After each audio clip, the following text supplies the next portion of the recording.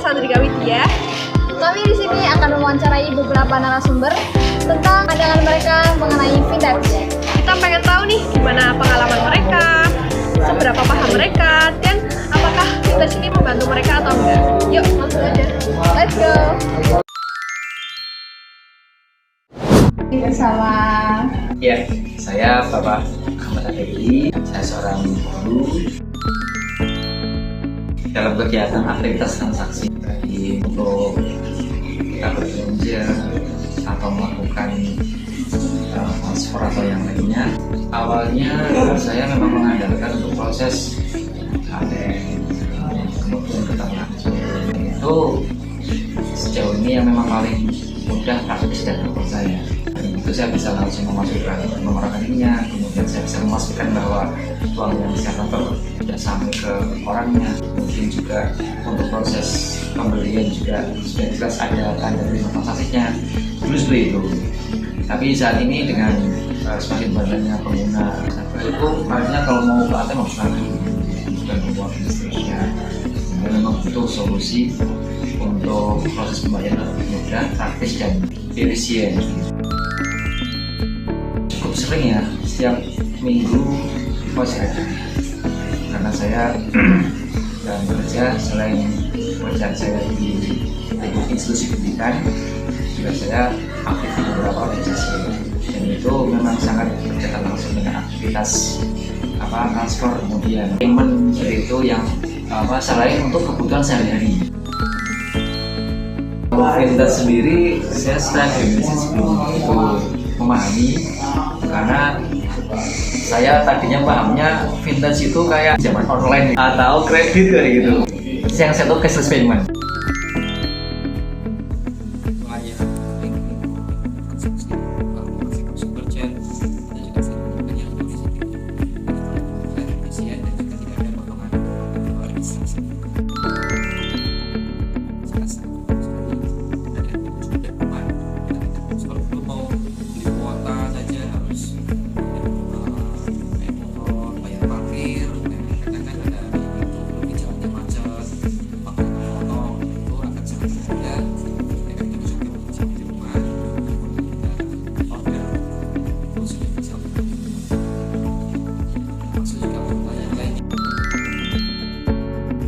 Sejauh ini belum menemukan yang sifatnya memiliki resiko seperti itu. Misalkan itu keliru ngirim transport atau nominalnya yang nolnya berlebih, tapi ancaman-ancaman itu sudah dari awal saya antisipasi. Contohnya ketika menemui pesan yang sifatnya mencurigakan, itu sengaja saya hapus atau saya tolak. Kemudian sering ada nomor masuk ini menawarkan bantuan, menawarkan tawaran ini itu yang saya anggap ini adalah asing, saya akan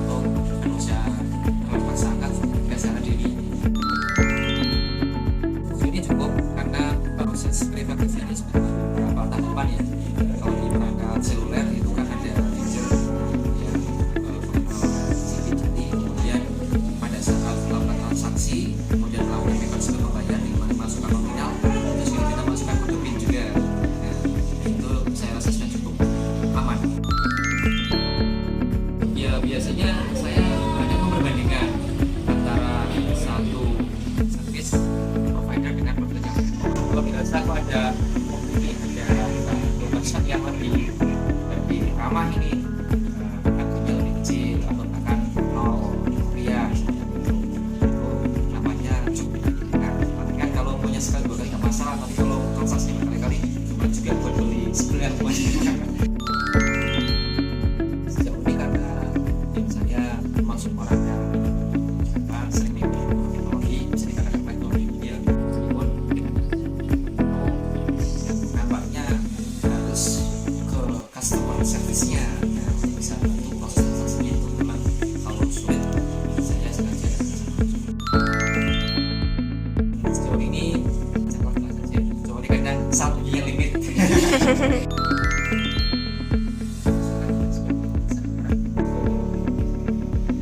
Aplikasi yang digunakan di smartphone itu jangan terlalu update-annya lah. Karena ya kalau 3 bulan setengah tahun sekali wajar, ini hampir tiap bulan itu bisa update, karena sebelum sudah update lagi.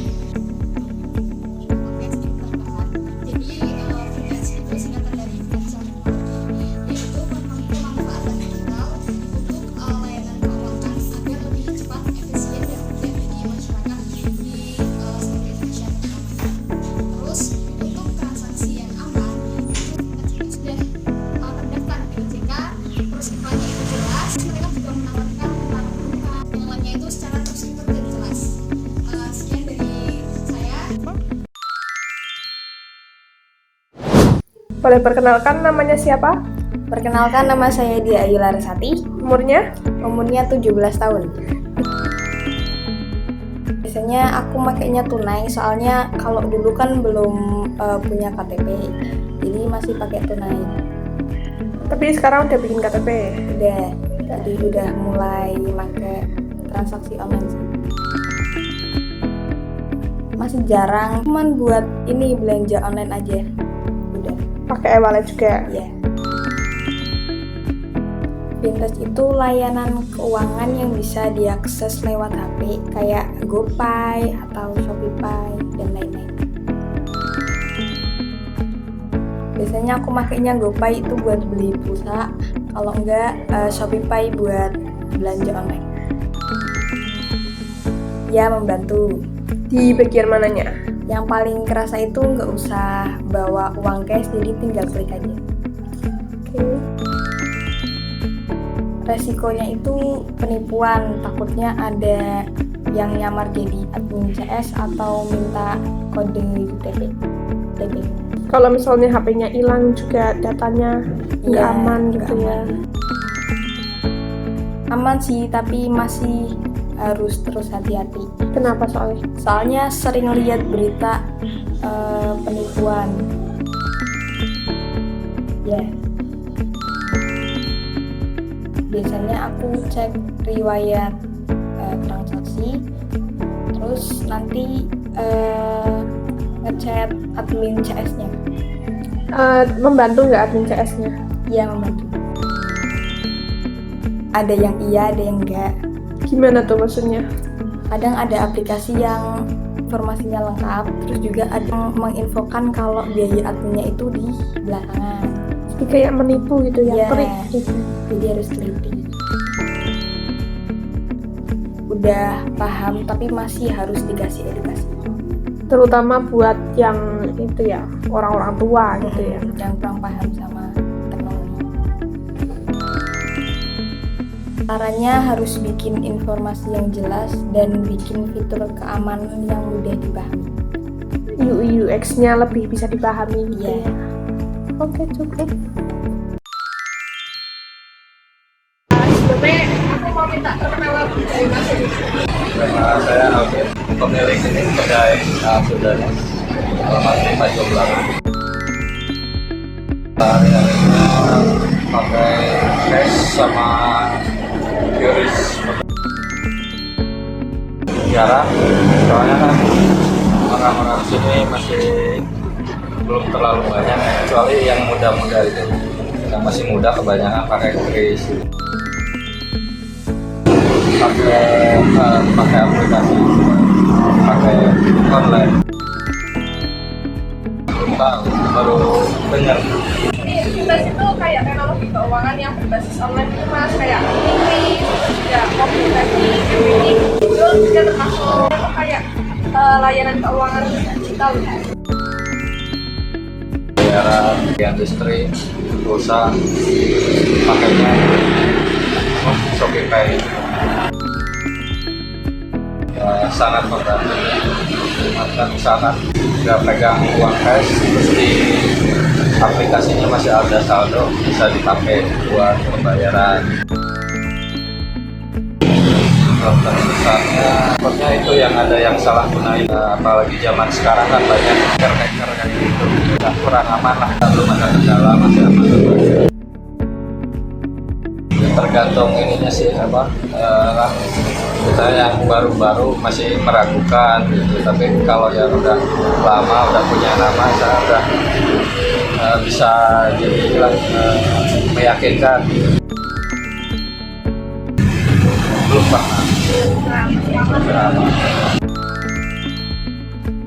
Sudah cukup jelas, banyak kan tulisan juga lumayan paham orang-orang sini yang menggunakan digital itu. Cuma kebanyakan masih anak-anak muda ya. Sedikit ada lebih ditingkatkan kualitas customer service-nya. Kadang kan kita tanya apa, kadang jawabannya kurang relevan lah, kurang masuk.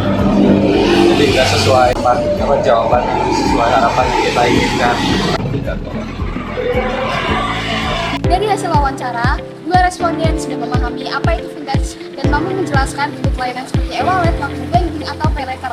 Mereka juga aktif menggunakannya untuk kebutuhan sehari-hari karena dianggap cepat dan praktis. Meski begitu, pemahaman mereka soal keamanan data, regulasi, dan cara mengecek legalitas aplikasi masih terbatas. Berbeda dengan 2 responden lainnya, pelaku UMKM ternyata belum memahami konsep vintage secara jelas. Ia memahami aplikasi pembayaran digital untuk keperluan usaha, tapi hanya sebatas fungsi, bukan pemahaman. Risiko seperti penipuan, penyalahgunaan data, dan ciri-ciri aplikasi ilegal juga belum ia ketahui.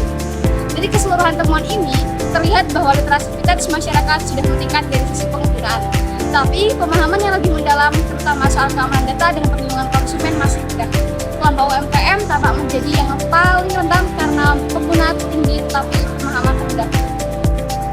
Berdasarkan temuan ini, terdapat beberapa rekomendasi tindak lanjut yang dapat dilakukan. Yang pertama, untuk OJK, perlu ada edukasi publik yang sederhana dan mudah dijangkau, terutama di platform Instagram, TikTok, atau YouTube, karena media inilah yang sering digunakan masyarakat. Yang kedua, bagi pelaku bisnis vintage, perlu adanya transparansi dalam menjelaskan perizinan, kebijakan keamanan data, dan risiko penggunaan dalam bahasa yang lebih mudah dipahami pengguna. Fitur edukasi ringan di dalam aplikasi seperti pemberitahuan keamanan atau tips menghindari phishing akan sangat membantu terutama bagi pengguna pemula. Yang ketiga, untuk masyarakat penting untuk meningkatkan kebiasaan digital yang lebih aman. Masyarakat perlu membiasakan diri mengecek izin aplikasi sebelum mengunduh, tidak membagikan kode OTP pada siapapun, memakai kata sandi yang kuat dan berbeda-beda di tiap aplikasi, serta berhati-hati terhadap tautan yang menawarkan hadiah atau promosi yang tidak realistis.